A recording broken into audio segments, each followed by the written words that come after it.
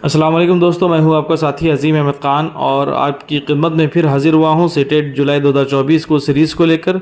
आप तमाम से रिक्वेस्ट है कि इन वीडियोस को ज़रूर मुकम्मल देखें, चैनल को सब्सक्राइब करें और सीटेट देने वाले तमाम तलबा और तालिबात तक इन वीडियोस को ज़रूर शेयर करें। चलिए, अस्सलाम वालेकुम, मैं हूं अजीम अहमद ख़ान और आज हम CDP को कंटिन्यू करेंगे सीटेट जुलाई 2024 की सीरीज़ में। कल हमने चाइल्ड सेंटर और प्रोग्रेसिव एजुकेशन देखे थे, पूरा चैप्टर हमने कंप्लीट किए हैं। जो लोग नहीं थे कल, वो उसकी वीडियो अपलोड हो चुकी है, वो देख सकते हैं। ठीक है, उसके बाद अब ये हमारा अगला चैप्टर है कंसेप्ट ऑफ इंटेलिजेंस। जहानत का तस्वुर क्या है, उस चीज़ को हमें देखना है। ठीक है, तो सबसे पहले हम देखना है कि इंटेलिजेंस क्या चीज़ है।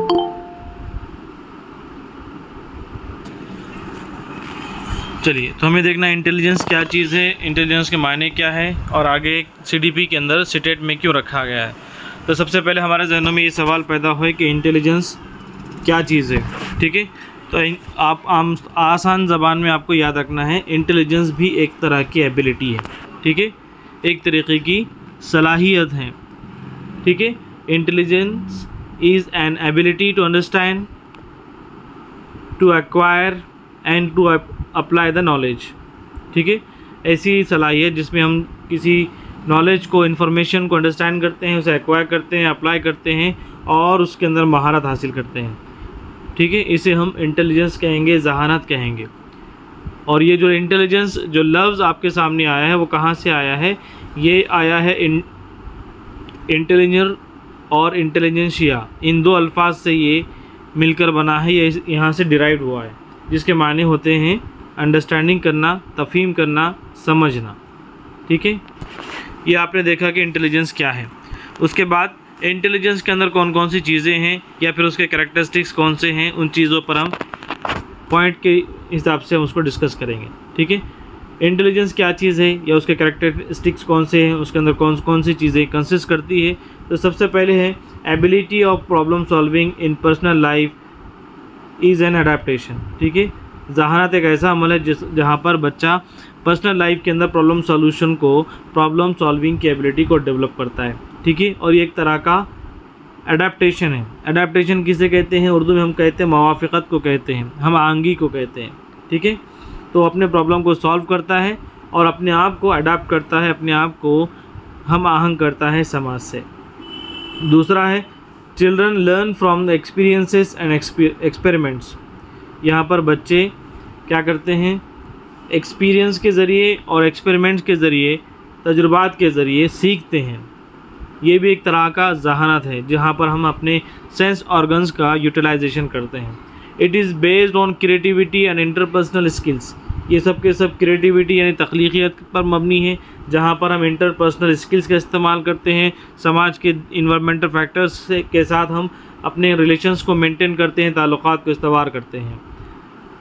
It is an ability of comprehension and understanding the judgement. हम किसी भी फ़ैसले को जब हम समझते हैं या उसका अंडरस्टैंडिंग करते हैं, तो ये भी एक तरह का जहानत है। It is an ability which consist of understanding the people and their relationship. लोगों के ताल्लुक़ से, जहाँ कहीं भी आप जिस सोसाइटी में रहते हैं, जो स्कूल में रहते हैं, तो वहाँ के लोगों के साथ रिलेशनशिप को मेंटेन करना, ये भी एक किस्म की जहानत है। और साइंस एंड सिम्बॉल्स को समझना, यानी कि लैंग्वेज को समझना, भाषाओं को समझना, लोगों के बिहेवियर को समझना, लोगों के तर्ज़ अमल को समझना, ये भी एक किस्म की जहानत है। ठीक है, इतनी चीज़ें, ये कैरेक्टरिस्टिक्स हैं जहानत की। उम्मीद करता हूँ कि आपको ये चीज़ें समझ में आई होगी। उसके बाद इसी के अंदर एक नेक्स्ट टॉपिक है जिसका नाम है इंटेलिजेंट कोशेंट। ठीक है, जिसे आमतौर पर IQ के नाम से जाना जाता है। ठीक है, जिसका IQ सबसे ज़्यादा होता है या फिर IQ जिसका जितना अच्छा होगा उसे उतना ज़हीन समझा जाता है। तो फिर इंटेलिजेंट क्वेश्चन है क्या? एक्चुअल में ये कोई एबिलिटी नहीं है। ठीक है, इंटेलिजेंट क्वेश्चन कोई एबिलिटी नहीं है। एबिलिटी सिर्फ इंटेलिजेंस है जो हमने ऊपर पढ़े हैं। ठीक है, सोचने, समझने, ताल्लुक़ात इस्तवार करने की जो सलाहियत है, हम उसे जहानत कहते हैं। लेकिन जो IQ है वो कोई किसी किस्म की सलाहियत नहीं है। ये क्या है? एक तरह का स्कोर है, नंबर है। ठीक है, और ये स्कोर कब हासिल होता है? जब हम लोगों के जहानत को, इंसान के जहानत को नापने के लिए कुछ स्टैंडर्ड टेस्ट का इस्तेमाल करते हैं और इस टेस्ट के बाद जो हमें नंबर मिलते हैं, जो स्कोर मिलता है, उस स्कोर को उस फ़र्द का, उस बच्चे का IQ कहते हैं। ठीक है, तो यहाँ पर उसकी तारीफ़ आपके सामने नज़र आ रही है। Intelligent question is nothing but the marks और the score obtained from the several standardised test when we assess the human intelligence. जब हम इंसानी जहानत को असेस करने की कोशिश करते हैं, जांचने की कोशिश करते हैं, तो उस बुनियाद पे टेस्ट के बाद, असेस करने के बाद जो स्कोर मिलेगा, जो मार्क्स मिलेंगे, उसे हम IQ कहते हैं, इंटेलिजेंट क्वेश्चन कहते हैं। तो फिर अब ये सवाल पैदा होता है कि फिर हम बच्चों के मार्क्स IQ का कैसे मालूम करते हैं। ठीक है, उसका फार्मूला क्या है, तो यहाँ पर उसका नीचे फार्मूला आपको नज़र आएगा। उससे पहले कुछ बेसिक इन्फॉर्मेशन है IQ के ताल्लुक से कि जो IQ जो टर्म है वो विलियम स्टर्न ने दिया हुआ टर्म है। ठीक है, विलियम स्टर्न ने ये IQ intelligent question William stern ने दिया, और ये जो फार्मूला है जो मालूम करने का, IQ मालूम करने का फार्मूला, वो टर्मन ने दिया। ठीक है, यहाँ पर आगे आएगा उसका नाम। दोनों भी चीज़ें को आप नोट डाउन करें। फार्मूला किसने दिया? टर्मन ने दिया। और IQ ये जो टर्म है ये किसने कॉइन किया? विलियम स्टर्न ने। ठीक है, IQ का फार्मूला क्या है? IQ is equal to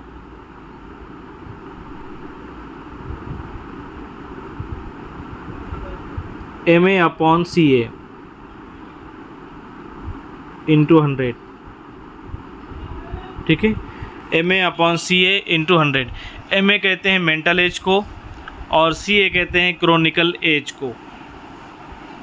mental as जहनी उम्र और क्रोनिकल एज कहते हैं बर्थ से लेकर टेस्ट होने तक जितना ड्यूरेशन बच्चे ने अपनी ज़िंदगी पर गुजारा है, यानी उसकी उम्र, उसे हम क्रोनिकल एज कहते हैं। ठीक है, इन तीनों पर प्रॉब्लम्स के या फाइंड आउट करने के प्रॉब्लम्स नहीं आते हैं सीटेट के अंदर। अगर बाय चांस 2-3 साल में किसी एक साल में अगर पूछ भी लिया तो इन तीनों जो तस्वुरात हैं MA और CA और IQ, इन तीनों में से कोई 2 देगा, आपको एक मालूम करना है, तो फिर आप मैथमेटिकल ऑपरेशन के ज़रिए मालूम कर सकते हैं। ठीक है, कुछ उसके इंडेक्स भी बनाया गया है। जो स्कोर हासिल करते हैं आप, उस स्कोर की बुनियाद पर एक क्लासिफिकेशन टेबल बनाया गया है जिसमें बच्चे की एबिलिटीज़ को रखा गया है और दूसरी तरफ स्कोर को रखा गया है। ठीक है, तो स्कोर के मुताबिक बच्चे की जहनी उम्र को असेस किया जाता है। ठीक है, तो आपको इसमें क्या याद रखना है? सबसे हाईएस्ट जो है वो 140 के ऊपर, ठीक है, 130 के ऊपर अगर कोई स्कोर करता है इंटेलिजेंस क्वेश्चन के अंदर, तो वो बच्चा सुपेरियर माना जाता है, जीनियस माना जाता है। ठीक है, 140 के ऊपर जीनियस, यहाँ पर 140 का जिक्र नहीं है लेकिन आपको बताता चलूँ, 140 के ऊपर अगर वो स्कोर करता है तो वो जीनियस कहलाता है। ठीक, उसके बाद जो नॉर्मल एवरेज हैं वो 90 से लेके 109 तक हैं। अगर कोई बच्चा 90 से 109 के बीच IQ स्कोर करता है तो वो बच्चा एवरेज IQ का कहलाएगा। और सबसे नीचे 69 के नीचे 0 से लेकर 24 तक आएगा। नीचे 0 से लेकर 24 तक जो बच्चे का IQ आता है हम उसे इडियट कहते हैं। ठीक है, इसी तरह बढ़ता हुआ स्कोर है 69 के अबव बिलो एक्सट्रीमली लेवल, 70 से 79 बॉर्डर लाइन, 80 से 89 लो एवरेज। इस तरह का इंडेक्स आपको किताबों में मिल जाएगा। यहाँ से थोड़ा डिफ़र भी कर सकता है लेकिन मार्किंग सिस्टम वही है। ठीक है, उसके बाद हम आगे बढ़ते हुए, आवाज़ क्लियर है, समझ में आ रहा है सभी को? जी सर, जी सर क्लियर है। उसके बाद हम आगे बढ़ते हुए देखेंगे कि छोटी छोटी थ्योरीज आपको देखने को मिलेंगे इंटेलिजेंस थ्योरी के नाम से। उसमें सबसे पहले जो थ्योरी आती है उसे हम कहते हैं इंटेलिजेंस थ्योरी के अंदर सिंगल फैक्टर थ्योरी या फिर यूनिफैक्टर थ्योरी। ठीक है, सिंगल का मतलब होता है एक, तो जाहिर सी बात है कि ऐसा ये थ्योरी है, ऐसी थ्योरी है जिसमें कोई एक फैक्टर रिस्पॉन्सिबल है इंटेलिजेंस के लिए।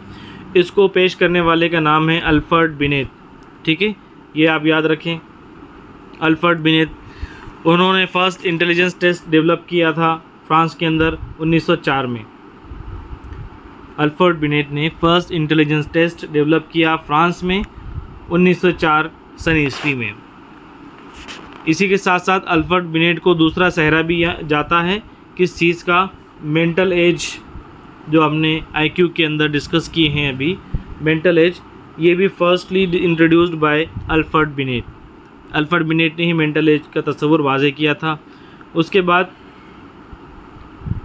बिनेट के मुताबिक, उनके मुताबिक ये कहना है कि हर किसी ह्यूमन बीइंग में एक कॉमन फैक्टर होता है, ठीक है, एक कॉमन सेंस होता है, और वही कॉमन सेंस, वही जनरल फैक्टर हर इंसान किसी भी प्रॉब्लम को सॉल्व करने के लिए, किसी भी टास्क को सॉल्व करने के लिए वही इंसान अपना जनरल फैक्टर यूज़ करता है, जिससे उसने सिंगल फैक्टर के नाम से एड्रेस किया या फिर उसे जी फैक्टर के नाम से एड्रेस किया, ठीक है।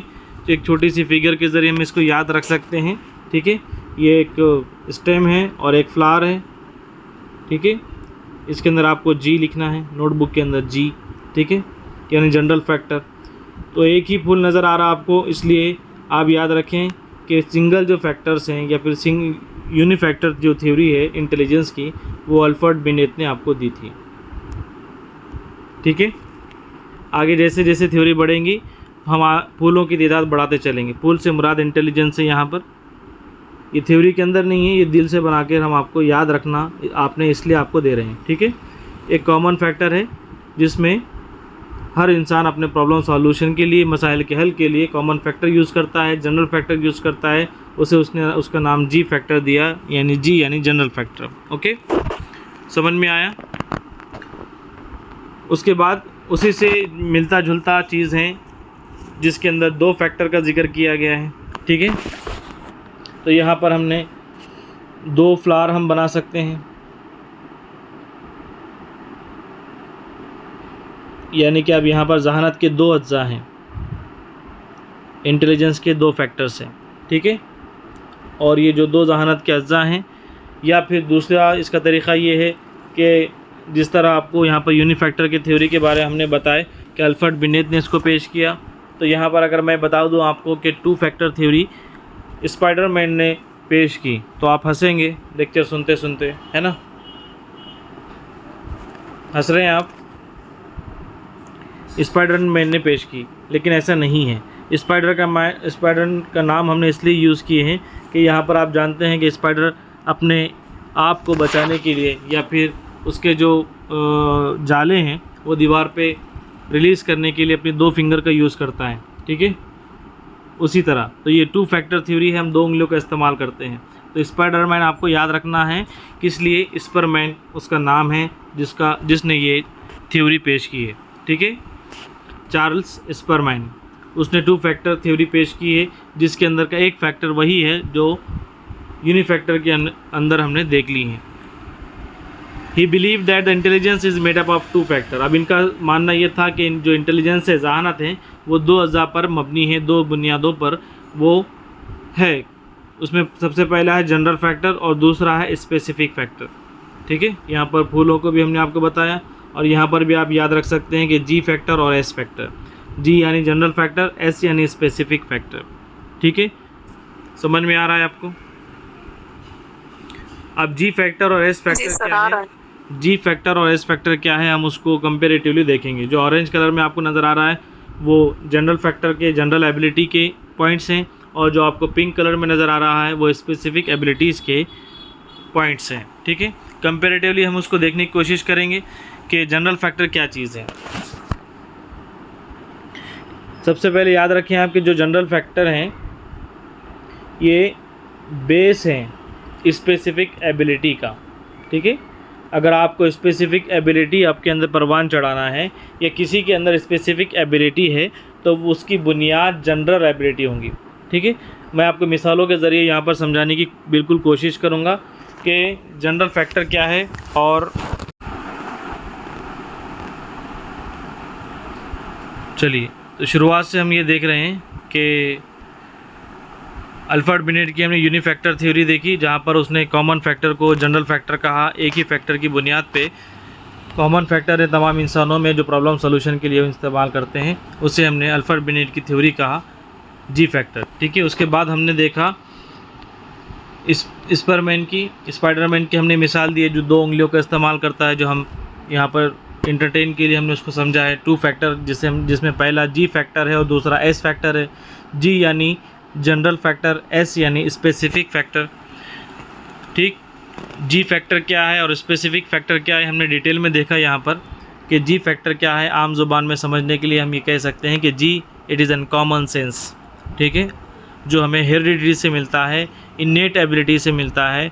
वालिदैन के साथ जब बच्चा बड़ा होता है तो वो अपनी विरासत में जो चीज़ें लेकर पैदा होता है वो जनरल फैक्टर है, कॉमन सेंस से। जबकि स्पेसिफिक फैक्टर के बारे में हमने देखें कि एक तरह की एबिलिटी है, ये एक सलाहियत है जो हम किसी प्रॉब्लम को सॉल्व करने के लिए, किसी टास्क को सॉल्व करने के लिए हम इसका इस्तेमाल करते हैं।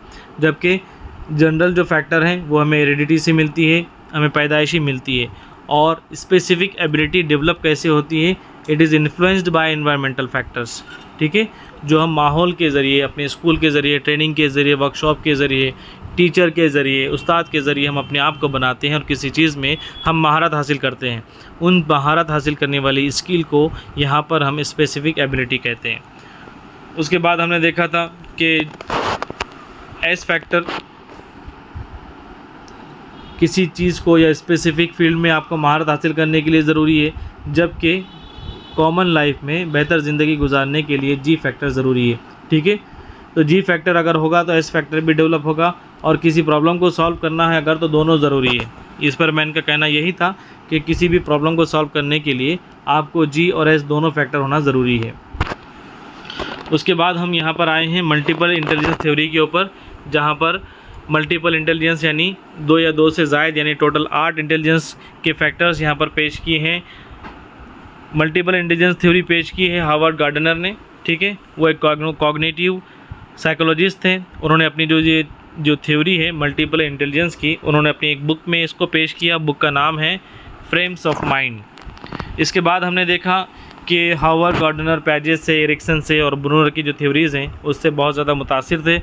इसी के साथ हमने देखा कि गार्डनर का कहना था कि एक प्रॉब्लम को कई तरीक़े से सॉल्व किया जा सकता है, ठीक है। इसी तरह हर बच्चे के अंदर भी मुख्तलिफ़ सलाहियतें होती हैं, मुख्तलिफ़ ज़रिए से भी बच्चे सीख सकते हैं, उनके लर्निंग वेज़ भी मुख्तलिफ़ हो सकते हैं। और हर बच्चे के अंदर, जो क्लासरूम के अंदर आपके पास बच्चे बैठे हुए हैं, सबकी थिंकिंग मुख्तलिफ़ हो सकती है, उनकी लर्निंग स्पीड अलग हो सकती है। हम जानते हैं कि ये तमाम चीज़ें हमने इंडिविजुअल डिफ्रेंशिएशन के अंदर भी देखा, इनफरादी तफरीक के अंदर भी हमने इन चीज़ों को देखा है। अब हार्वर्ड गार्डनर ने कौन कौन सी चीज़ों को देखा, एक बार फिर आपके सामने रिवाइज़ कर रहे हैं हम। बताइए 4 चीज़ें हमने देखा है, फास्ट बताइए। विजुअल के अंदर क्या बताया हमने, मिसबा बताइए। बसीरत, देखने से मुताल्लिक़ है ये जी, जिसमें खूबसूरती है, ठीक है। उसमें मिसालें अगर आपको आ जाए पेपर के अंदर तो आप याद रखें, पेंटर है, ठीक है, पेंटिंग करना है या फिर नक्काशी करना है, ये तमाम चीज़ें जो हमारे बसीरत से, खूबसूरती से ताल्लुक़ रखती है, जिसे हम फितरत में हम खूबसूरती को देखना पसंद करते हैं, वो तमाम तर चीज़ें विजुअल और स्पेशल थिंकिंग कहलाएगी। ओके, नेक्स्ट नेक्स्ट में है लिंग्विस्टिक, जिसके अंदर लैंग्वेज के ऊपर महारत होना, इफेक्टिव स्पोकन भी और writing language. Okay, next interpersonal. इसके अंदर महारत है इंटरपर्सनल यानी लोगों के दरमियान अफ़ाम व तफ़हीम करना, ठीक है, लोगों की बातों को समझना, ठीक है, वो तमाम तर चीज़ें इसके अंदर आएगी इंटरपर्सनल के अंदर।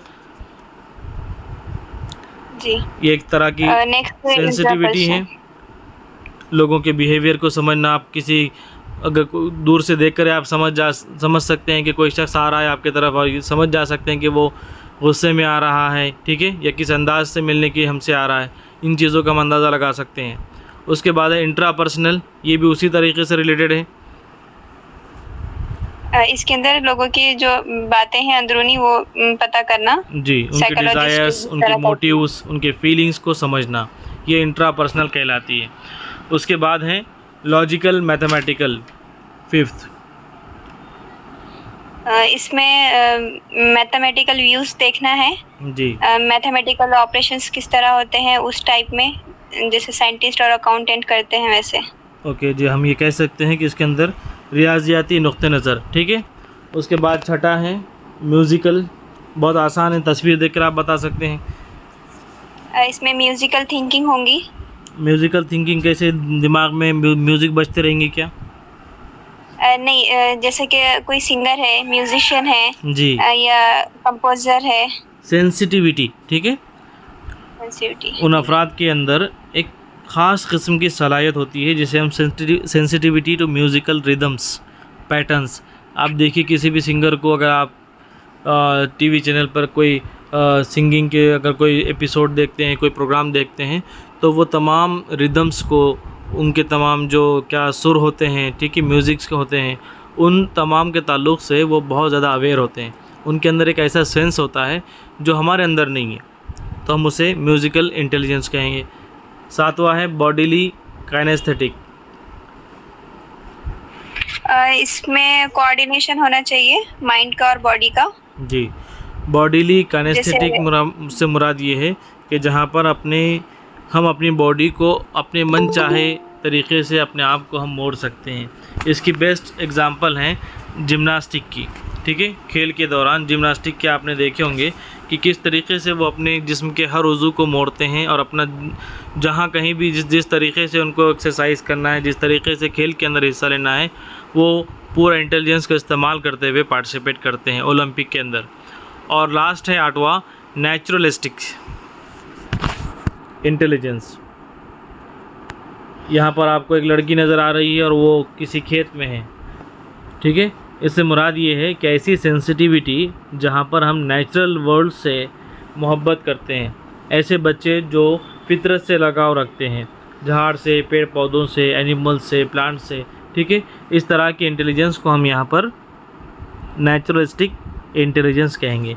तो ये 8 तरह के इंटेलिजेंस के टाइप्स बताने वाले का नाम हार्वर्ड गार्डनर था। इस थ्योरी को हम मल्टीपल इंटेलिजेंस थ्योरी कहते हैं। समझ में आ गया सभी को? समझ में आया सभी को? जी जी सर। चलिए एक बार फिर से बता दीजिए कि हमने यहाँ पर कौन कौन सी चीज़ें देखें। सब शॉर्ट हैं और आसान अल्फाज में आपको बताने की कोशिश की गई है।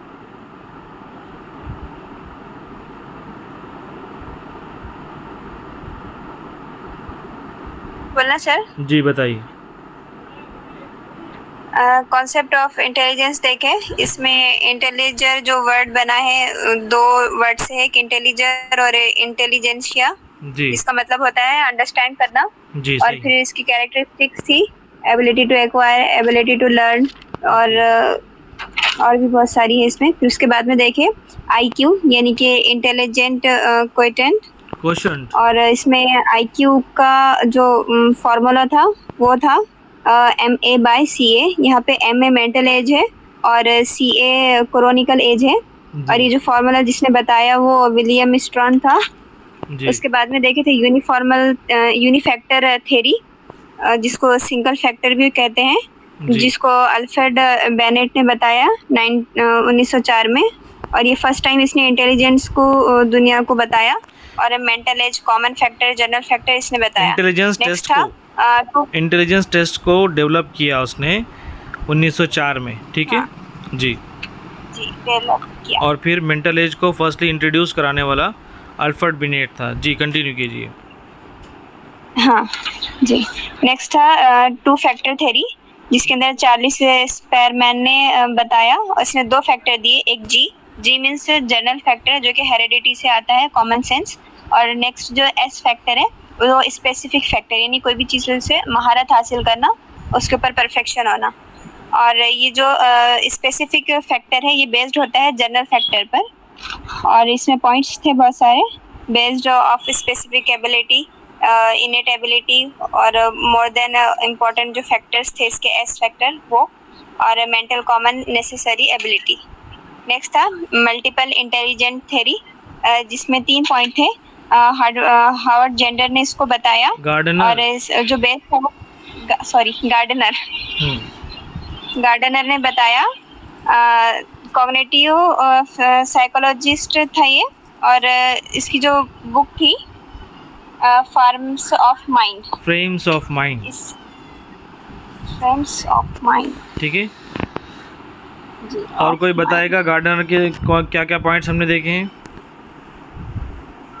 बोलना जी। और कोई है मिसबा के अलावा? रुखसार। जी सर। जी बताओ। इसके पॉइंट्स थे कि 8 पॉइंट्स थे इंटेलिजेंस के, जी जिसमें हमने पहला देखे कि विजुअल स्पेशियल। जी उसमें जो विजुअल तस्वीर है उसको कैसा तस्वुर करना, कैसा वो करना। बसीरत, और राइट। सेकंड पॉइंट है बेटा ये लॉजिक पॉइंट्स नहीं है ये सब, लिंग्विस्टिक वर्बल। बेटा ये पॉइंट्स नहीं है, ये सब के सब टाइप्स ऑफ इंटेलिजेंस हाँ है, जी। ठीक है। हाँ, टाइप्स ऑफ। हाँ जी। सेकंड है लिंग्विस्टिक वर्बल, यानी वर्ब, यानी कि ऑफ लैंग्वेज, जैसे बोलने की यूजेस ऑफ सलाहियत। लैंग्वेज, कैसा लैंग्वेज बोलने की सलाहियत। ओके ठीक है। आगे बढ़ो। आयशा मैडम इंटरपर्सनल बताइए। हाँ यस सर, इंटरपर्सनल रिलेशन कोई भी प्रॉब्लम को सॉल्व करना किसी बड़े के जरिए जिसने। Intrapersonal problem solve method theory. Intra जब हम इंट्रापर्सनल की बात करते हैं तो वहाँ पर आप याद रखिए कि लोगों के फीलिंग्स का अंदाज़ा लगाना, ठीक है।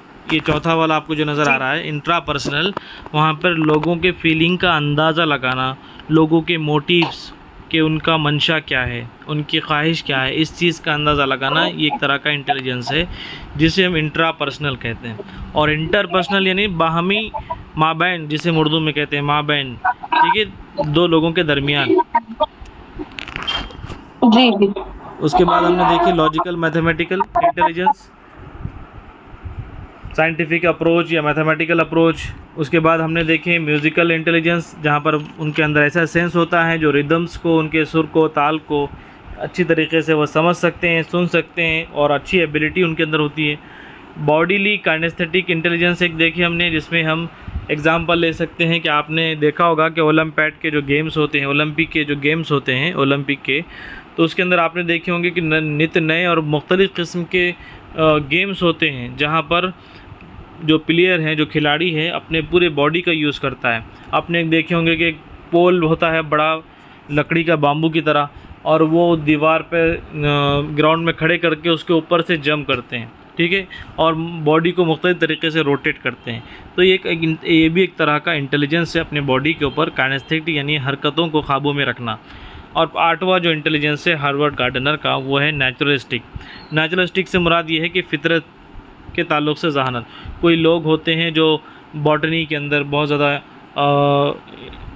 सेंसिटिविटी रखते हैं, ठीक है, फलों फूलों के ताल्लुक़ से या नेचर के ताल्लुक़ से, जिनको हॉर्टिकल्चर के अंदर बहुत ज़्यादा दिलचस्पी होती है, ठीक है, जो फितरत के ताल्लुक़ से, इन्वायरमेंट के ताल्लुक़ से बहुत ज़्यादा दिलचस्पी उनके अंदर होती है, इंटेलिजेंस होता है, उसे हम नेचुरलिस्टिक इंटेलिजेंस कहते हैं, ठीक है। तो इसके बाद का इसके बाद का थोड़ा सा पार्ट बाकी है, 10:15 हो रहे हैं, इंशाल्लाह हम उसको कल कंटिन्यू करेंगे, ठीक है। तो ये पूरा पीरियड ख़त्म नहीं हुआ अभी, कल इसको कंटिन्यू करेंगे, उसके बाद इंशाल्लाह इसको मुकम्मल करेंगे, ठीक है। आज का दिन इतना काफ़ी है, कल मिलेंगे इंशाल्लाह। जज़ाकल्लाह खैर, शुक्रिया, अस्सलाम वालेकुम। इस तरह वहाँ पर मल्टी फैक्टर इंटेलिजेंस थ्योरी आपने देखा है, उसी तरह पर यहाँ पे group factor theory of intelligence है। इसका मतलब साफ यही है कि यहाँ पर जो इंटेलिजेंस के जो फैक्टर्स हैं उसका यहाँ पर ग्रुप की शक्ल में उसको पेश किया गया है। ये जो थ्योरी है ग्रुप फैक्टर थ्योरी, ये लुइस थर्स्टन ने पेश की, ठीक है। अब वहाँ पर आपने देखा कि 8 टाइप्स ऑफ इंटेलिजेंस पेश किए गए थे मल्टीपल इंटेलिजेंस थ्योरी के अंदर। यहाँ पर ग्रुप फैक्टर थ्योरी के अंदर 7 डिफरेंट प्राइमरी मेंटल एबिलिटीज़ को यहाँ पर टारगेट किया गया है, फोकस किया है, ठीक है। और जिस तरह इस पर मैंने आपको 2 फैक्टर थ्योरी बताया था कि एक जी फैक्टर है और एक एक्स फैक्टर है, तो यहाँ पर वो जी फैक्टर और एस फैक्टर को यहाँ पर उन्होंने एक्सटेंड किया, उसको और मज़ीद तौसी की सूरत में बताकर पेश किया। तो यहाँ पर 7 चीज़ों को, यहाँ पर 7 डिफरेंट प्राइमरी एबिलिटीज़ हम उसे कह सकते हैं, सलाहियतों को यहाँ पर पेश किया गया, जिसको शॉर्ट में आप याद रख सकते हैं SPNVWMR, ठीक है। ये 7 क्या चीज़ें हैं हम उसको देखते हुए आगे इंशाल्लाह बढ़ने की कोशिश करेंगे। इनमें से कुछ एबिलिटीज़ आपको मल्टीपल इंटेलिजेंस थ्योरी के अंदर भी देखने को मिले थे। ठीक है, उसमें सबसे पहले एस है। एस का मतलब होता है स्पेशियल थिंकिंग। ठीक है, स्पेशियल का मतलब क्या होता है? Ability to perceive the spatial relations. Ability किस तरीके की? जहाँ पर बच्चा तस्वीर कशी करता है, ठीक है, या फिर इस तरह की चीज़ें जो विजुअल बसीरत से ताल्लुक़ रखती है, हम उसे स्पेशल थिंकिंग में विजुअल इमेजेस एंड पैटर्न्स के अंदर हम उसको काउंट करते हैं। जो लोग नए हैं, चलिए तो यहाँ पर एक मरतबा फिर आपको दोहराएं, जो लोग नए हैं, देर से आए हैं, इंटर हुए हैं, उनके लिए फिर एक बार बता रहे हैं हम कि हम आज यहाँ पर हम group factor theory of intelligence देख रहे हैं। ठीक है, इस चैप्टर में से, और जिसको लुइस थर्स्टन ने पेश किया, उसने 7 इंटेलिजेंस एबिलिटीज़ के ग्रुप बनाए, जिसको SPNVWMR के नाम से जाना जाता है। पहले शुरू हमने आपको बताया एस यानी स्पेशियल थिंकिंग।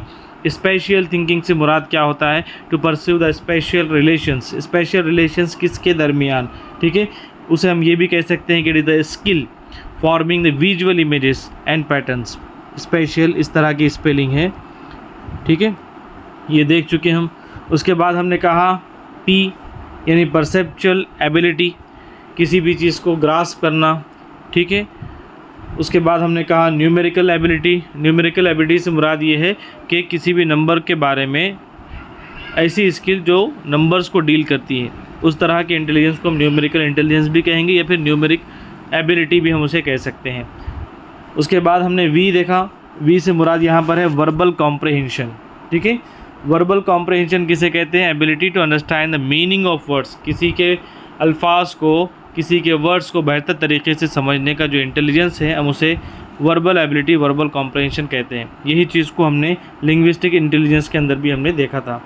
उसके बाद 6th वन है, 5वां है W। W से मुराद वर्ड फ्लुएंसी।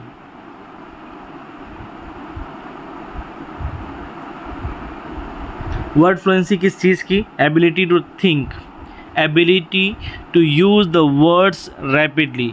ठीक है, ख़ास तौर पर जुमलों का इस्तेमाल है, अल्फाज का इस्तेमाल, और फ्लुएंसी के साथ, महारत के साथ जब कोई किसी भी लैंग्वेज के अंदर हम यूज़ कर सकते हैं, तो उसे हम, उस एबिलिटी को वर्ड फ्लुएंसी इंटेलिजेंस हम कहेंगे। नेक्स्ट है M। M से क्या मुराद है? यहाँ पर M से मुराद है मेमोरी। ठीक है, मेमोरी किसी भी चीज़ को याद रखने की सलाहियत, हम उसे मेमोरी इंटेलिजेंस कहेंगे, या फिर सिर्फ मेमोरी के नाम से। थर्स्टन ने अपने 7 प्राइमरी इंटेलिजेंस फैक्टर में इन चीज़ों को शामिल किया है। और लास्ट वन है रीजनिंग। रीजनिंग से मुराद एबिलिटी टू थिंक लॉजिकली, किसी भी चीज़ के बारे में लॉजिकली सोचना, किसी भी चीज़ के बारे में क्रिटिकली सोचना, तनकीदी नुक्ते नज़र से उसके बारे में सोचना, उसकी वजूहात तलाश करना, इस तरह का इंटेलिजेंस रीजनिंग कहलाता है। तो ये 7 चीज़ें आपको ग्रुप फैक्टर थ्योरी के अंदर आपको याद रखना है। कौन कौन सी? ये शॉर्टकट्स अगर आप याद रखेंगे तो इसके अंदर तमाम चीज़ें इंशाल्लाह आपको याद रहेगी। SPNVWMR, ये 7 चीज़ें हैं जो ग्रुप फैक्टर थ्योरी के अंदर शामिल हैं, और ग्रुप फैक्टर थ्योरी को पेश करने वाले हैं लुइस थर्स्टन। ये हमने उसका नाम शुरुआत में ही आपको बता दिए। ठीक है, समझ में आया रुखसार बेटा? जी सर। चलिए आगे बढ़ते हैं। नेक्स्ट थ्योरी है आपके सामने स्टर्नबर्ग्स ट्रायर्किक थ्योरी। स्टर्नबर्ग ये साइकोलॉजिस्ट का नाम है, और उनकी थ्योरी का नाम है ट्रायर्किक थ्योरी। ठीक है, ट्राय से मुराद यहाँ पर 3 है। ठीक है, ट्रायर्किक थ्योरी 3 चीज़ों को ऊपर उन्होंने फोकस किया इंटेलिजेंस की बुनियाद पर। पहला है P, दूसरा है C, और तीसरा है A। तीनों को भी हम डिटेल में डिस्कस करने की यहाँ पर कोशिश करेंगे आसान अल्फाज में। स्टर्नबर्ग की जो ट्रायर्किक थ्योरी है, उन्होंने सबसे पहले 3 चीज़ों को पर फोकस किया और कहा कि इंसान का, ह्यूमन बीइंग का जो इंटेलिजेंस है वो 3 बुनियादों पर टिका हुआ है। ठीक है, वो सबसे पहला है P कहते हैं प्रैक्टिकल को। ठीक है, जिसके अंदर ऐसा इंटेलिजेंस जिसमें हम जो कुछ भी इंफॉर्मेशन लेते हैं, जो कुछ भी नॉलेज हासिल करते हैं, उस नॉलेज को, उस इंफॉर्मेशन को हम किस तरह अप्लाई करते हैं, किस तरह यूज़ करते हैं, किस तरह अपने डे टू डे लाइफ में इम्प्लीमेंट करते हैं, that type of intelligence will be considered in practical intelligence. ठीक है, समझ में आ रहा है? ये स्टर्नबर्ग की ट्रायर्किक थ्योरी है। उसके बाद सी का मतलब होता है क्रिएटिव। पी से यहाँ पर मुराद प्रैक्टिकल और सी से मुराद यहाँ पर है क्रिएटिव। ये भी एक डोमेन है इंटेलिजेंस का जो स्टर्नबर्ग ने दूसरे नंबर पर इसको रखा है। क्रिएटिव के अंदर की कौन सी चीज़ें शामिल होंगी? क्रिएटिविटी शामिल होगी। कोई किसी भी चीज़ के अंदर जो हम बच्चा अपने इंटेलिजेंस का इस्तेमाल करते हुए कोई चीज़ इन्वेंट करता है, कोई चीज़ डिस्कवर करता है, कोई चीज़ थिंकिंग करता है, इमेजिनेशन करता है, किसी चीज़ को सपोज करता है, किसी चीज़ को प्रेडिक्ट करता है। ठीक है, इस तरह की जो डिस्कवर करता है, ये तमाम तरह की जो सोच रहेंगी वो क्रिएटिव थिंकिंग या क्रिएटिव इंटेलिजेंस के अंडर में आपके लिए आएगी। और तीसरा जो अहम पहलू है वो है एनालिटिकल इंटेलिजेंस। एनालिटिकल इंटेलिजेंस, ठीक है। एंड एनालिटिकल इंटेलिजेंस से क्या मुराद है कि तज्जिया निगारी हम उसे उर्दू में कहते हैं। किसी भी चीज़ के बारे में तज्जिया करना, उसका एनालिसिस करना, उसको तनकीदी नुक्ते नज़र से क्रिटिक करना, किसी भी चीज़ को जज करना, उसका अंदाज़ा लगाना, उसकी कदर पैमाई करना या फिर उसे असेस करना, जांच करना। इस तरह का जो इंटेलिजेंस रहेगा किसी भी मसले के दौरान जब हम इस्तेमाल करते हैं, ये तालिब इल्म यूज़ करता है, तब हम उसे एनालिटिकल इंटेलिजेंस कहेंगे। तो आपको याद रखना है स्टर्नबर्ग की जो ट्रायर्किक थ्योरी है उसमें 3 चीज़ों के ऊपर फोकस किया गया है। स्टर्नबर्ग की जो ट्रायर्किक थ्योरी है उसमें 3 चीज़ों पर फोकस किया गया है, पी, सी और ए। ओके, इस तरीके से आप याद रख सकते हैं। स्टर्नबर्ग की जो ट्रायर्किक थ्योरी है, प्रैक्टिकल, क्रिएटिव और एनालिसिस, इन 3 चीज़ों के ऊपर ख़ास फोकस दिया हुआ है। हमने आपको बहुत आसान ज़ुबान में की पॉइंट के ज़रिए इन थ्योरीज़ को समझाने की कोशिश की। चलिए आगे बढ़ते हैं चैप्टर को लेकर आगे। नेक्स्ट थ्योरी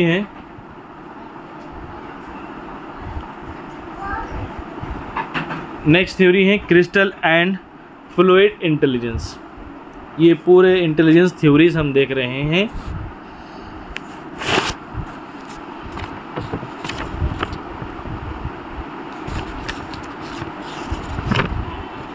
ठीक है, चैप्टर का नाम कंसेप्ट ऑफ इंटेलिजेंस है। उसमें ये 2-3 लास्ट के थ्योरीज़ हैं जो हम डिस्कस कर रहे हैं यहाँ पे। Crystal and fluid intelligence theory है। Crystal and fluid intelligence theory को पेश करने वाले हैं रेमंड एंड बी कार्टेल। ठीक है, कार्टेल नहीं कैटल है वो एक्चुअल में।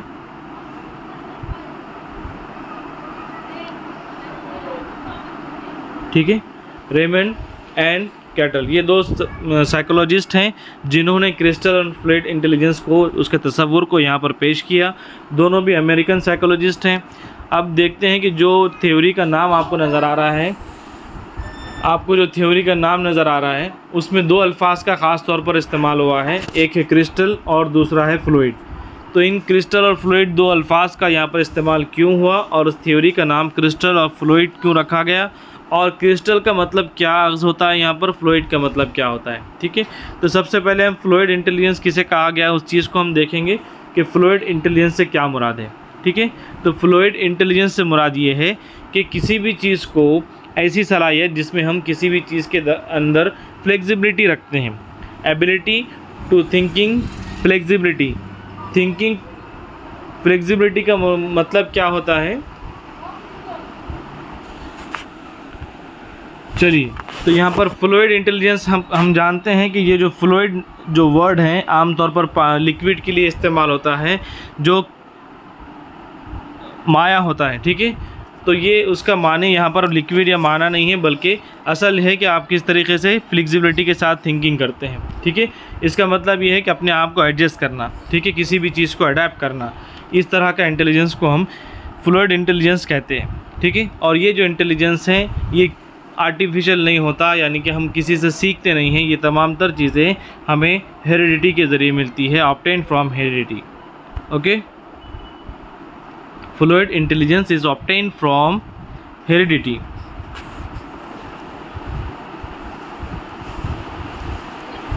उसके बाद दूसरा जो लफ्ज़ इस्तेमाल हुआ है क्रिस्टलाइज्ड इंटेलिजेंस। क्रिस्टलाइज्ड इंटेलिजेंस का मतलब क्या है?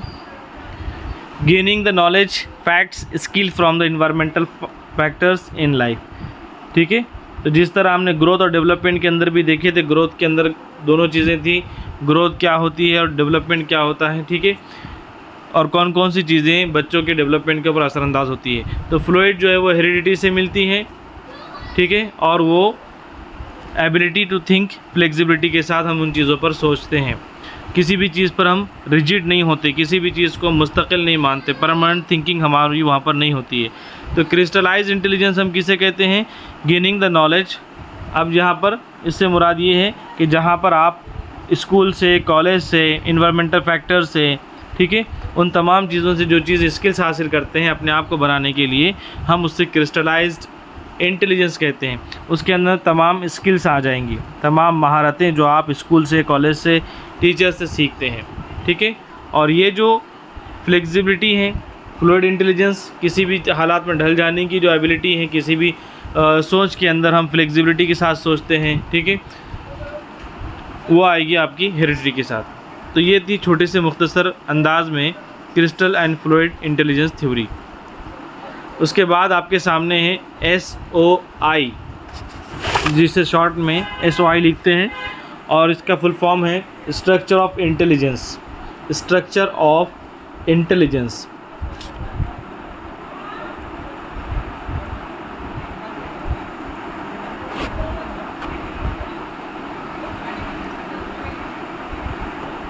ठीक है, स्ट्रक्चर ऑफ इंटेलिजेंस, और उसका दूसरा नाम है 3D model of intelligence.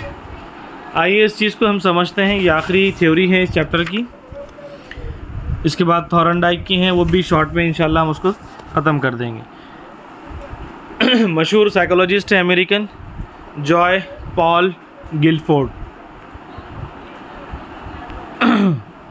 Guilford ने 3D मॉडल ऑफ इंटेलिजेंस पेश किया। ठीक है, इसे हम कहते हैं, उर्दू के अंदर कहते हैं सह-इबादी ज़हानत का नज़रिया। 3D model सह-इबादी। ठीक है, 3 पहलुओं पर मबनी। कौन कौन से पहलू हैं उसके 3, और उसके अंदर कौन कौन सी चीज़ें शामिल हैं, हम उसको इंशाल्लाह देखेंगे। जो 3D मॉडल्स हैं, जो 3 डायमेंशंस है, D का मतलब होता है डायमेंशंस। ठीक है, 3 डायमेंशंस, और तीनों के अंदर कौन कौन सी छोटी छोटी चीज़ें हैं उसको हम एक के बाद एक दीगर देखेंगे।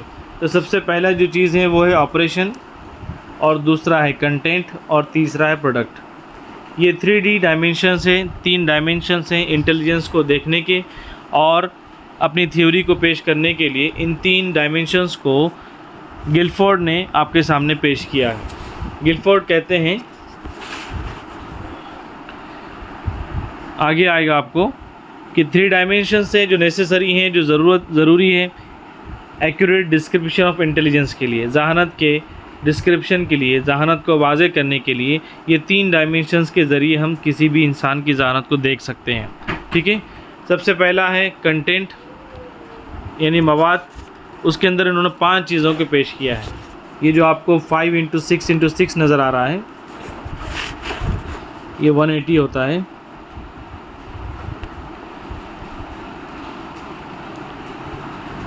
Five into six is equal to 180। यानी पहले डोमेन में उन्होंने 5 इंटेलिजेंस का तस्करा किया, दूसरे डोमेन में उन्होंने 6, और तीसरे डोमेन में उन्होंने फिर से 6 चीज़ों का तस्करा किया।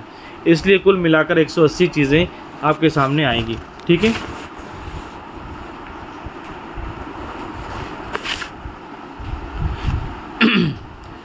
सबसे पहले कंटेंट है।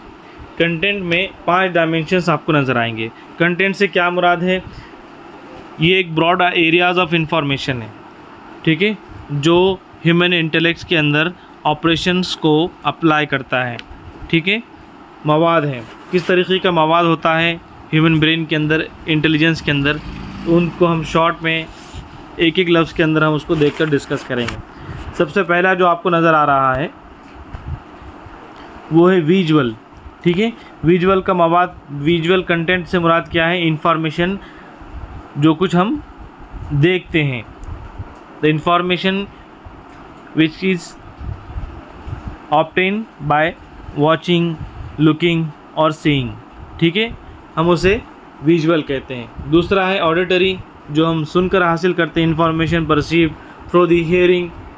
तीसरा है सिंबॉलिक, सिंबॉलिक मवाद किसे कहेंगे, सिंबॉलिक कंटेंट किसे कहेंगे, वो तमाम symbols, science, Arabic numerals, alphabets, ये तमाम तर चीज़ों का शुमार सिंबॉलिक चीज़ों के अंदर होता है, ठीक है। उसके बाद है सिमेंटिक, ये तीन चीज़ें आप नंबर 1, नंबर 2, नंबर 3 और ये नंबर 4 हैं सिमेंटिक। सिमेंटिक किसे कहते हैं, वर्बल मीनिंग एंड आइडियाज़, ऐसे अल्फाज जो माने हों, वर्बल मीनिंग्स जिसके कोई ना कोई माने होते हों, ऐसे अल्फाज, ऐसे आइडियाज़ को हम सिमेंटिक कहते हैं, ठीक। और आखिर में 5 हैं, क्योंकि हमने शुरुआत में आपको बताया कि पहला जो डायमेंशन है कंटेंट, उसमें 5 चीज़ों को उन्होंने पेश किया है। 5वां है बिहेवियर। बिहेवियर किसे कहेंगे, जो कुछ भी हम लोगों के एक्ट्स के ज़रिए, लोगों के बिहेवियर के ज़रिए हम जो चीज़ें समझते हैं, हम उसे बिहेवियर इंटेलिजेंस के अंदर, कंटेंट के अंदर हम उसका शुमार करते हैं। तो ये आपको समझने की ज़रूरत है। 3D मॉडल के अंदर पहला कंटेंट है और उस पहले कंटेंट के अंदर, पहले पहलू के अंदर 5 डायमेंशंस के ज़रिए ज़हानत को यहाँ पर पेश किया गया है। समझ में आ रहा है मिसबा, सानिया मैडम? जी सर, जी सर। चलिए, उसके बाद दूसरा जो डायमेंशन है आपके सामने, दूसरा जो पहलू है ज़हानत का, उसका नाम है प्रोडक्ट्स, ठीक है। प्रोडक्ट से क्या मुराद है, उसको हम एक के बाद एक देखेंगे, ठीक है। किन चीज़ों का वो प्रोडक्ट है, किन चीज़ों का वो मजमुआ है, उसमें 6 डायमेंशंस को यहाँ पर पेश किया गया है। पहला 5 था और ये दूसरा है 6। सबसे पहला है यूनिट। अब यूनिट किसे कहेंगे, यूनिट कहते हैं सिंगल आइटम ऑफ नॉलेज।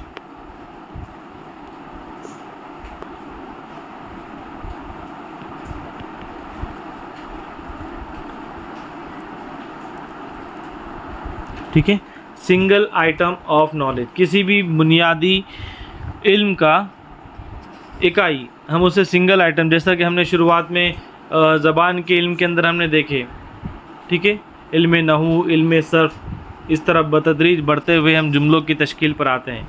उसी तरह यहाँ पर आप तसव्वुर कीजिए कि किन चीज़ों का मजमुआ है, किन चीज़ों का प्रोडक्ट है। तो सिंगल इंफॉर्मेशन रहेगी जो इंटेलिजेंस के ज़रिए हम हासिल करते हैं, उसे हम यूनिट कहेंगे, ठीक है, इस 3D मॉडल के अंदर। उसके बाद आता है सेकंड क्लासेस। क्लासेस से क्या मुराद है, यही जो छोटे छोटे यूनिट्स है, सेट ऑफ इंफॉर्मेशन है, वो जो सिंगल यूनिट हैं, उन्हीं को मिलाकर क्लासेस बनता है। ये क्या है, इंफॉर्मेशन ही है, नॉलेज ही है। क्लासेस के अंदर भी नॉलेज ही है, but it is the summation of छोटे छोटे यूनिट्स, सेट ऑफ यूनिट्स हैं, ठीक। उसके बाद तीसरा है रिलेशंस। रिलेशन से क्या मुराद है, जो कुछ भी यूनिट्स यहाँ पर नॉलेज के आपके जहन में आते हैं, जो कुछ भी मालूमात आपके जहन में आ रही है यूनिट्स के ज़रिए, क्लासेस के ज़रिए, इनके बीच जो रिलेशंस होगा, इनके बीच जो एसोसिएशन होगा, ठीक है, मुख्तलिफ़ मालूमात के बीच में जो इंटर रिलेशनशिप्स होंगी, एसोसिएशंस होगा, सीक्वेंस होंगी, कॉमन चीज़ें होंगी, उसे यहाँ पर रिलेशन के दरमियान में काउंट किया जाएगा, ठीक। उसके बाद नेक्स्ट है सिस्टम्स। सिस्टम से क्या मुराद है, सिस्टम से मुराद है कि multiple relations inter related to compromise, structure और नेटवर्क्स। आम तौर पर हम सिस्टम से मुराद यही लेते हैं नेटवर्क को हम सिस्टम कहते हैं, मुख्तलिफ़ मालूमात का आपस में इंटरलिंक्ड होना, उसे हम सिस्टम कहते हैं, ठीक है। उसके बाद है ट्रांसफॉर्मेशन। ट्रांसफॉर्मेशन से मुराद क्या है, changes, convergence, mutation to the knowledge, ठीक है। जो कुछ भी हम एक्सपीरियंस के ज़रिए, जो कुछ भी हम लाइफ एक्सपीरियंस के ज़रिए, सेंस ऑर्गन के ज़रिए बच्चा जो कुछ भी इल्म सीखता है, उसका ट्रांसफॉर्मेशन होना, ठीक है, नॉलेज के अंदर, उसे हम ट्रांसफॉर्मेशन कहेंगे। और लास्ट है छठा, इम्प्लीकेशंस।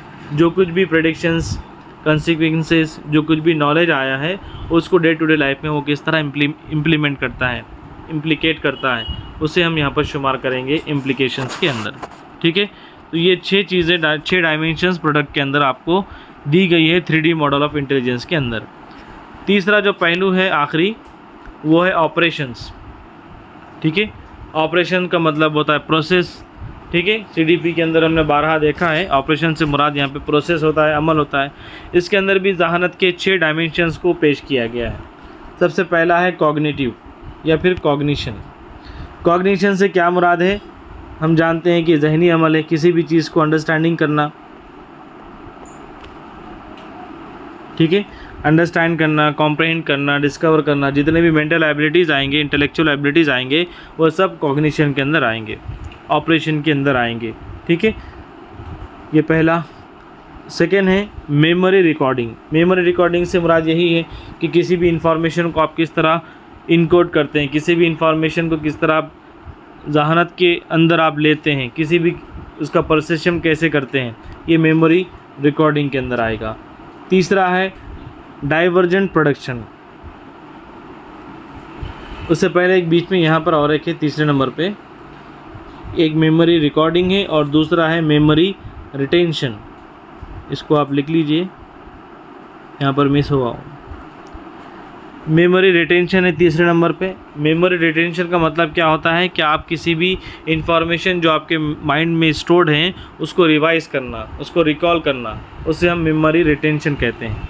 ठीक है, और रिकॉर्डिंग क्या है? जो कुछ भी आप इंफॉर्मेशन ले रहे हैं उसको रिकॉर्ड करना या फिर उसको परसीव करना। तीसरे नंबर पे मेमोरी रिटेंशन और चौथे नंबर पर है डाइवर्जेंट प्रोडक्शन। डाइवर्जेंट प्रोडक्शन से क्या मुराद है कि ऐसी एबिलिटी जो किसी भी चीज़ को, सॉल्यूशन को मल्टीपल सॉल्यूशन के अंदर पेश करती है, क्रिएटिविटी के साथ किसी भी प्रॉब्लम को मल्टीपल सॉल्यूशन के साथ पेश करते हैं। डाइवर्जेंट और कोवर्जेंट को समझ लीजिए आप। डाइवर्जेंट से मुराद ये प्रॉब्लम है, एक प्रॉब्लम के कई सॉल्यूशन को पेश करना, ये क्या है? डाइवर्जेंट है। ठीक है, एक मसले के कई हल तलाश करना या फिर एक मसले को कई सॉल्यूशन के ज़रिए हल करने की कोशिश करना डाइवर्जेंट प्रोडक्शन कहलाता है। पांचवा है जो इंटेलिजेंस है वो है कन्वर्जेंट प्रोडक्शन।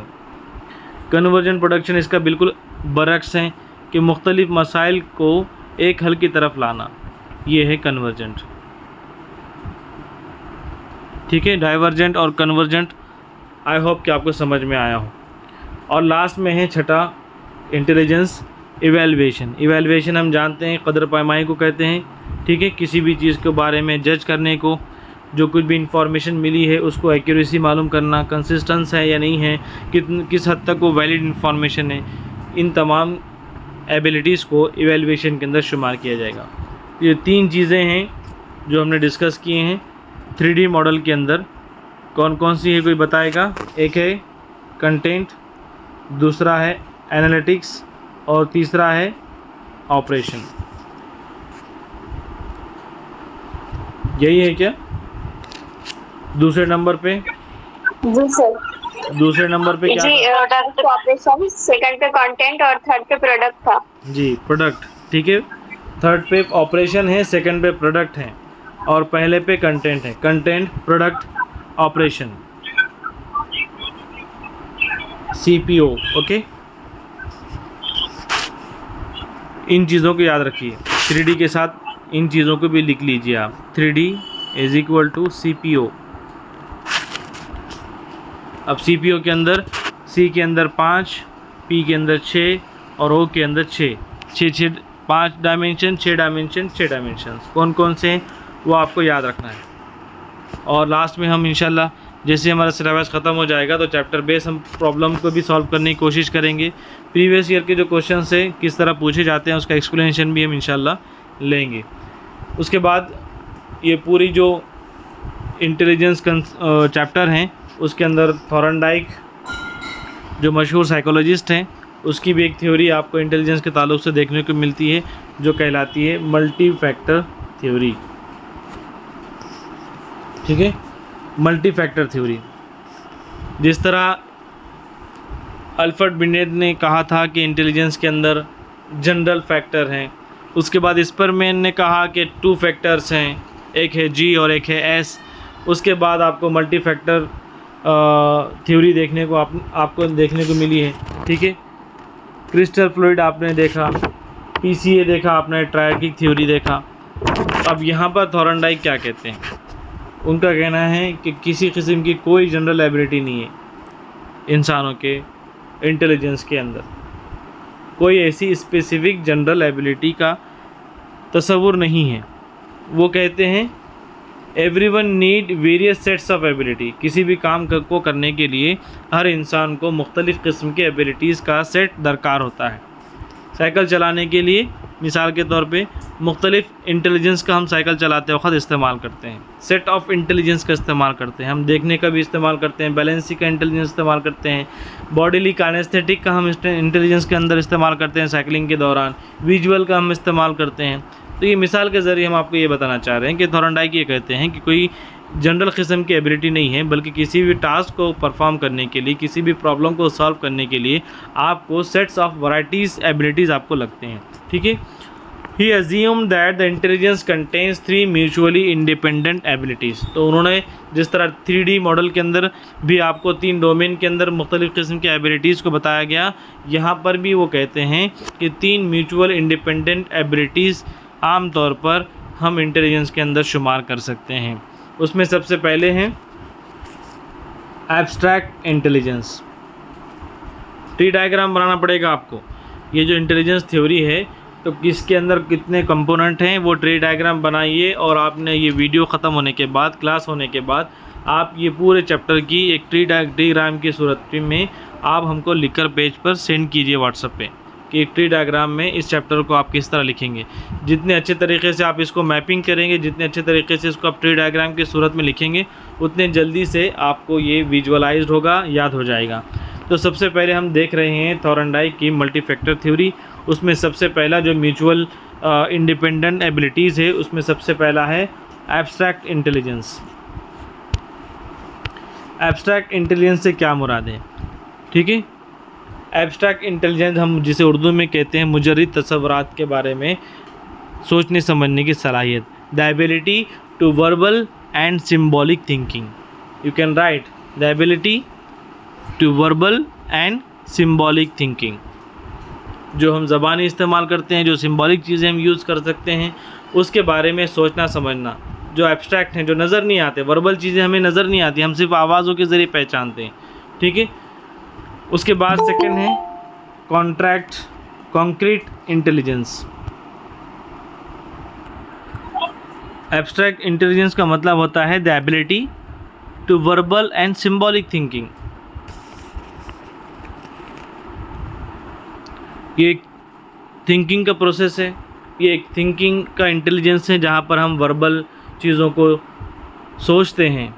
ठीक है, ज़बानी चीज़ों को हम सोचते हैं, ख़याली चीज़ों को हम सोचते हैं, सिम्बॉलिक चीज़ों को हम सोचते हैं। ये सब सोचने का अमल है जो एब्स्ट्रैक्ट थिंकिंग के अंदर शुमार होता है।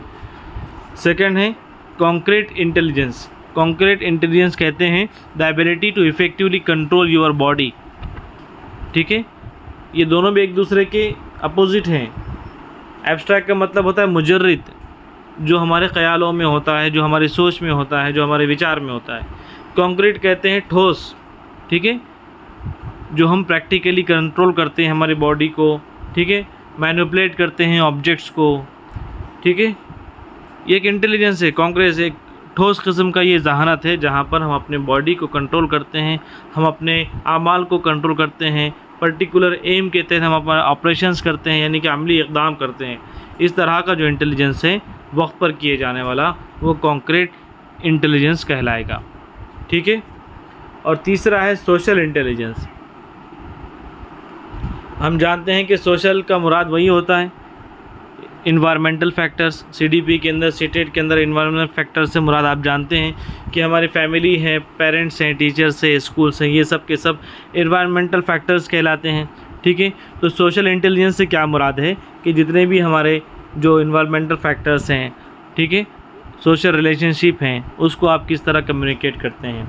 ये एक तरह की एबिलिटी है to communicate the people, ability to communicate the people, ability to communicate the society, ability to communicate the relatives and friends।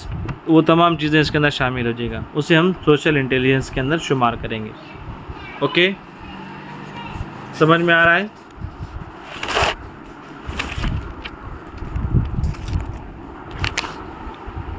Samreen madam, Ayesha sir, आ रहा मैडम, समझ में आ रहा है? इशरत मैडम,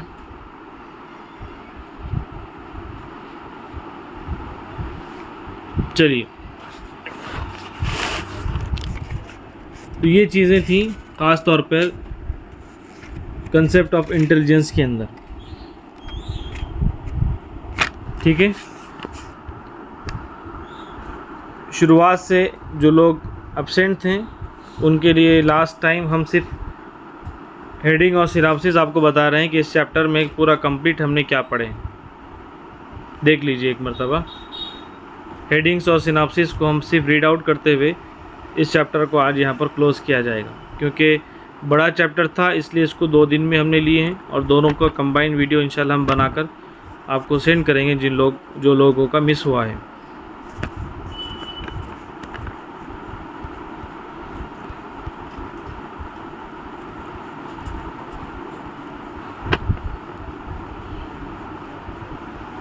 चलिए, अब मुझे बोलने की कम ज़रूरत पेश आई यहाँ पर। जो लोग 2 दिन से मुसलसल अटेंड कर रहे हैं वो ख़ुद बताएं सिनॉप्सिस पढ़कर। चैप्टर का नाम क्या है? Misba, Rukhsar, Sania madam, Ayesha madam, Ishrat madam. Concept of intelligence. जी, इंटेलिजेंस से क्या मुराद है? मैं आपको टू अंडरस्टैंड। जी, ability to understand and acquire, जो कुछ भी हम नॉलेज और इन्फॉर्मेशन हम हासिल करते हैं उन चीज़ों को अप्लाई करना और स्किल्स हासिल करना, ये एक इंटेलिजेंस है। ये एक इंटेलिजर और इंटेलिजेंशिया, ये 2 अल्फाज से मिलकर बना हुआ है। इंटेलिजर और इंटेलिजेंशिया 2 अल्फाज से ये डिराइव्ड हुआ है। इंटेलिजेंस के अंदर कौन कौन सी चीज़ें होती है वो तमाम चीज़ों को हमने शुरुआत में डिस्कस किया है, ठीक है। प्रॉब्लम सॉल्विंग, लाइफ एडेप्टेशन, ये भी एक जहानत है। इंटेलिजेंस के अंदर बच्चे एक्सपीरियंस के ज़रिए सीखते हैं, एक्सपेरिमेंट्स के ज़रिए सीखते हैं, ठीक है। और जो इंटेलिजेंस है वो क्रिएटिविटी बेस्ड है, इंटरपर्सनल स्किल्स इसके अंदर शामिल हैं, स्किल्स कॉम्प्रहेंशन है, अंडरस्टैंडिंग है, जजमेंट है। ये भी एक जहानत की अक़साम में हमने आगे देखा है। उसके बाद हमने अगला टॉपिक देखा इंटेलिजेंट क्वोशेंट, ठीक है, IQ। उसकी डेफिनेशन देखें, उसका फार्मूला देखें। IQ = MA/CA × 100।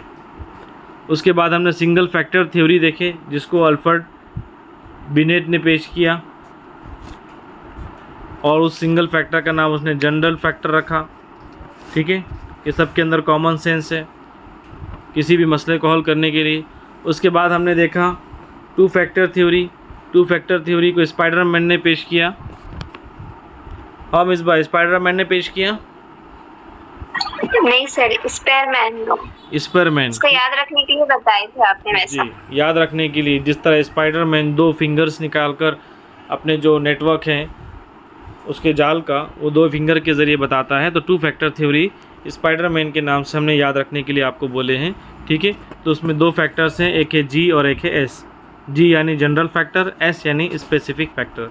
G फैक्टर को हम कॉमन सेंस भी कह सकते हैं, S फैक्टर हम महारत को कहते हैं, ठीक है। किसी भी महारत को हासिल करने के लिए G फैक्टर ज़रूरी है और किसी भी मसले को हल करने के लिए G और S दोनों भी ज़रूरी है, ठीक है। ये हमने देखे थे शॉर्ट में, दोनों के बीच में कंपैरेटिवली स्टडी की है। बताना आगे जी, बताइए। इसमें आपने 2 चीजें बताए थे, जनरल एबिलिटी और स्पेसिफिक एबिलिटी। स्पेसिफिक एबिलिटी जो है तो डिपेंड होती है जनरल एबिलिटी पर जी। और इसके अंदर बेस्ड ऑफ स्पेसिफिक एबिलिटी और इनेट एबिलिटी जो हेरिडिटी रहती है उसमें बताए थे एस फैक्टर का जो इम्पोर्टेंट रोल है और वो बताए थे। फिर उसके बाद मिनिमल कॉमन नेसेसरी एबिलिटीज, ये भी उसमें हुआ था। इसके बाद में था मल्टीपल इंटेलिजेंस थ्योरी जो कि हार्वर्ड गार्डनर ने बताया था। इसमें 8 टाइप्स है टोटल और इसने अपनी बुक थी फ्रेम्स ऑफ माइंड, ये बुक थी इसकी, हाँ, फ्रेम्स ऑफ माइंड। इस बुक में उसने बताया था 8 टाइप्स थे इसके इंटेलिजेंस के, जिसमें सबसे पहला विजुअल था, दूसरा लिंग्विस्टिक वर्बल, तीसरा इंटरपर्सनल, चौथा इंट्रापर्सनल, जिसके अंदर फीलिंग्स का अंदाजा लगा देना, इंसान क्या सोच रहा है वो। नेक्स्ट जो फिफ्थ था उसमें लॉजिकल मैथमेटिकल था, जिसके अंदर मैथ्स की सोच इंसान में ज़्यादा होती है। उसके बाद म्यूजिकल था, म्यूजिकल में ज़्यादा वो म्यूजिकल के टाइप से सोचता है। फिर उसके बाद में बॉडीली काइनेस्टिक था, और लास्ट जो था वो न्यूट्रलिस्टिक था, नेचुरलिस्टिक, जिसमें नेचर को, हाँ नेचुरलिस्टिक, जिसमें नेचर के ताल्लुक से ज़्यादा महारत होती है। फिर next group factor theory of intelligence देखें, जो कि अभी हुआ। इसको बयान किया था ल्यूस्टिक एल थर्स्टोन ने। इसमें थर्स्टन जी, उसने इसके अंदर टोटल 7 फैक्टर बताए थे, जो 7 मतलब डिफरेंट मेंटल एबिलिटीज बताई थी, जिसको SPNVWMR से बताया गया था। S से स्पेशल, P से परसेप्चुअल, और N से न्यूमेरिकल एबिलिटी, V से वर्बल कॉम्प्रिहेंशन, जिसको लिंग्विस्टिक पिछले 8 टाइप्स में देख चुके, और W से वर्ड फ्लुएंसी था, और M से मेमोरी, R से रीजनिंग। जी सही जा रहे हैं। नेक्स्ट इसके आगे जी, नेक्स्ट इसके आगे स्टर्न्स ट्रेनिकल थ्योरी देखे थे जी, स्टर्नबर्ग ट्रेनिकल थ्योरी देखे थे, जिसके अंदर 3 वर्ड थे। ट्रायआर्किक, सॉरी हमने बहुत खराब राइटिंग में लिखे, हमको हमारा ही पढ़ते नहीं होगा। ओके, मैं आपको स्क्रीन पर बता रहा हूँ, आप इसकी स्क्रीन पर भी देख सकते हैं। स्टर्नबर्ग ट्रायआर्किक थ्योरी उसे हम कहते हैं, जिसमें 3 चीज़ों पर उन्होंने फोकस किया। कौन कौन से बताइए आप? जी इसमें 3 थे। पी से प्रैक्टिकल, जो अप्लाई, यूज और इम्प्लीमेंट होता है। C से क्रिएटिव, और उसके आगे है A एनालिटिकल इंटेलिजेंस, जिसको एनालिसिस भी किया जा सकता है। उसके आगे है क्रिस्टल एंड फ्लूइड इंटेलिजेंस, जिसको रायमन एंड बी कैटल ने बताया, जो कि अमेरिकन साइकोलॉजिस्ट था। इसके अंदर उसने जो फर्स्ट यूज किया वर्ड फ्लूइड, उसका फ्लूइड इंटेलिजेंस में है एबिलिटी टू थिंकिंग फ्लेक्सिबली, और मतलब ऑब्टेन फ्रॉम हेरिडिटी, ये हेरिडिटी से ली जाती है। उसके बाद है क्रिस्टलाइज्ड इंटेलिजेंस, जिसके अंदर गेनिंग द नॉलेज और फैक्ट, स्किल, इन्वायरमेंट फैक्टर होते हैं। फिर उसके बाद में बताए थे SOI 3D, यानी कि स्ट्रक्चर ऑफ इंटेलिजेंस, जिसको जॉयफुल गुलफोर्ड ने बताया था। ये भी अमेरिका का ही एक फिलोसोफर था। इसने 3 डायमेंशनल के ऊपर बताया। इसमें 3 चीजें थी, कंटेंट, प्रोडक्ट और ऑपरेशन। कंटेंट, इसने एक फॉर्मूला ये दिया था कि 5 × 6 × 6 = 180। कंटेंट में 5 डायमेंशनल था, जिसमें विजुअल, ऑडिटरी, सिंबॉलिक, सेमनेटिक और बिहेवियरल था।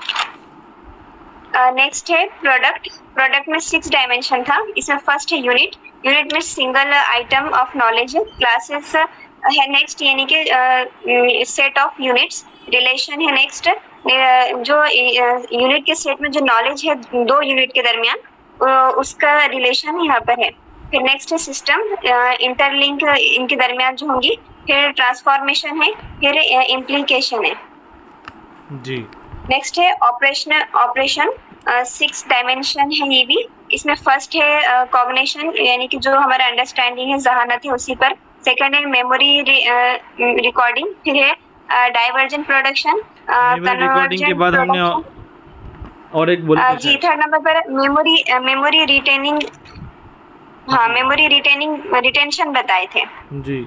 मेमोरी रिटेंशन, उसमें हम क्या करते हैं, याद करते हैं, रिकॉल करते हैं जी। डाइवर्जेंट और कन्वर्जेंट का भी आपको हमने माने बताए हैं। उसके बाद इवैल्यूएशन, ओके जी। उसके बाद हमने थॉर्नडाइक की मल्टी फैक्टर थ्योरी देखी है। मल्टी फैक्टर थ्योरी, उसको भी उन्होंने 3 चीज़ों के अंदर म्यूचुअल इंडिपेंडेंट एबिलिटीज़ के ऊपर उन्होंने बताया। म्यूचुअल इंडिपेंडेंट एबिलिटीज़ में एब्स्ट्रैक्ट इंटेलिजेंस लिए जो ख़यालात पर मबनी होती हैं, ख़यालात से मुराद जो हम वर्बल और सिंबॉलिक चीज़ों को हम सोचते हैं, ठीक है, जो हम ज़बानी और अलामती चीज़ों को हम सोचते हैं ख़यालात के ज़रिए, तो वो है आपका एब्स्ट्रैक्ट इंटेलिजेंस। उसके बाद कॉन्क्रीट हैं, कॉन्क्रीट में हम क्या करते हैं, इफ़ेक्टिवली कंट्रोल करते हैं अपने बॉडी को, जो भी हमारे ख़यालात चल रहे हैं दिमाग में उसके हिसाब से अपने फ़ैसले लेते हैं, अपने इक़दाम लेते हैं। उसके बाद तीसरा है सोशल इंटेलिजेंस, जिसमें हम समाजी रवाबित को कम्युनिकेट करते हैं, डील करते हैं, ठीक है, इन्वायरमेंटल फैक्टर्स। ओके, समझ में आ गया सभी को? रुखसार, सानिया मैडम दोनों, आयशा, आमिना मैडम? जी सर। जी सर। ओके, चलिए इंशाल्लाह कल भी होगी क्लास और शाम में होगी। इंशाल्लाह कोशिश करेंगे कि कल भी एक चैप्टर कंप्लीट हो जाए, तो हमारा सिलेबस कंप्लीट होने पर है इंशाल्लाह। और जो लोग नए हैं तो इंशाल्लाह उनको वो प्ले लिस्ट में वो देख सकते हैं, इनकी जितने भी तक वीडियोस हुए हैं वो वीडियोस आपको मिल जाएंगे। और जो लोग आपके फ्रेंड्स हैं, एग्ज़ाम दे रहे हैं, बीए के एग्ज़ाम में मसरूफ़ थे या बीएड के एग्ज़ाम में मसरूफ़ थे, सीटेट की स्टडी नहीं हुई, उन तक इन वीडियोस को ज़रूर पहुंचाइए। जज़ाकल्लाह खैर, शुक्रिया, अस्सलाम वालेकुम। Subscribe now and press the bell icon. Never miss an update.